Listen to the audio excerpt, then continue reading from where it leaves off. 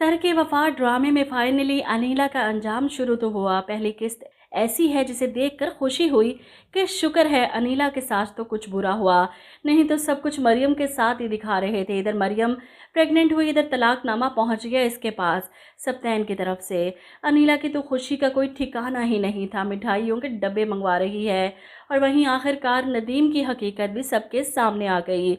मिर्ज़ा साहब सजीला को इस बारे में बताते हैं तो वो खुद को कोसती है कि ये मैंने क्या कर दिया, मरियम को कितना बुरा भला कहा, इस पर इल्ज़ाम लगाए। कसूरवार तो वो थी ही नहीं, कसूरवार तो नदीम था। अब सप्तैन को जब इस हकीकत का पता चलता है तो वो थाने पहुंच जाता है। नदीम का गिरेबान पकड़कर इसे झंझोड़ देता है कि शर्म नहीं आई तुझे, मरियम पर तूने इल्ज़ाम लगाया, झूठा इसे बुरा बनाया, क्यों किया तूने ये सब कुछ। अब नदीम एतराफ़े जुर्म करता है कि मैं गलत था, मरियम का इस सब में कोई कसूर नहीं था, मैं वो जानती भी नहीं थी इस बारे में कुछ भी।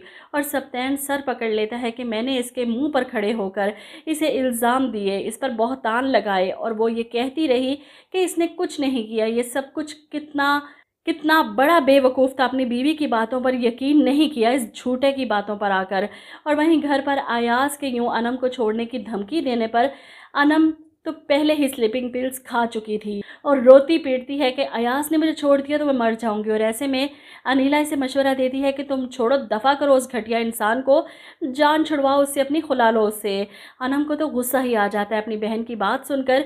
सजीला आप ही बिल्कुल ठीक कहती थी, आप किसी को बसते हुए देखकर खुश हो ही नहीं सकती। वहीं इस हालत में भी मरियम दफ्तर आती है। शहीर ने जो इस पर सारी जिम्मेदारी डाली थी दफ्तर की, मेरी गैर हाजिरी में तो मेरे ऑफिस को, मेरे बिजनेस को संभाल लो, मैं अपनी बच्ची को संभाल लेता हूँ। और मरियम की खुशखबरी के बाद जब शहीर को पता चलता है तो वो इसे रेस्ट करने को कहता है कि तुम चली जाओ घर, मैं देख लूँगा, सब कुछ मैनेज कर लूँगा। ऐसे में मरियम कहती है कि नहीं, मैं ठीक हूँ, ऑफिस आऊँगी, अपना काम करूँगी और वही करूँगी जो मेरे और मेरे बच्चे के लिए ठीक होगा। इधर आप देखेंगे कि सजीला अपनी बहन के सामने खड़ी है।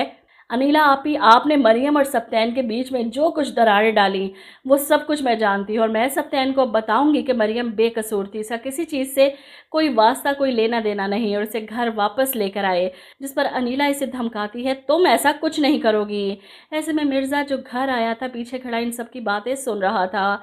अनीला चीखती है, तुम ऐसा नहीं करोगी, वो लड़की मुझे जहर लगती है, पहले दिन से ही मुझे नफरत है उससे। जिस पर सजीला जवाब देती है कि आज तक को आपने हंसता बसता देखकर इसका घर बर्बाद करने की कोशिश नहीं की, लेकिन अपने भाई के साथ में सब नहीं होने दूंगी। मरियम इस घर में वापस आएगी किसी सूरत, मैं आपकी ये नहीं चलने दूंगी।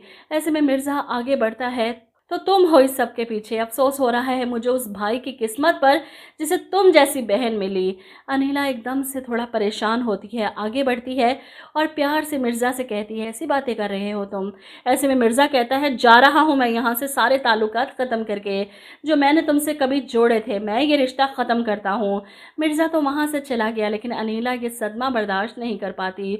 इसकी तो शादी होने वाली थी, वो भागती है, कमरे में दरवाज़ा बंद करती है, सर पकड़ लेती है, बीपी इसका हाई, मुझे तो लगता है कि पैरालाइज ही हो जाएगी। सप्तैन वहीं जो गुस्से में घर वापस आ रहा था, ये सच्चाई जानकर कि नदीम ने मरियम का नाम लिया, झूठ बोला, मरियम बेकसूर थी। और घर आकर जब इसे पता चलेगा कि अनीला आपी से मिर्ज़ा भाई रिश्ता ख़त्म कर चुके हैं और वजह क्या थी, वजह जानकर तो इसके पैरों तले से ज़मीन खिसक जाएगी।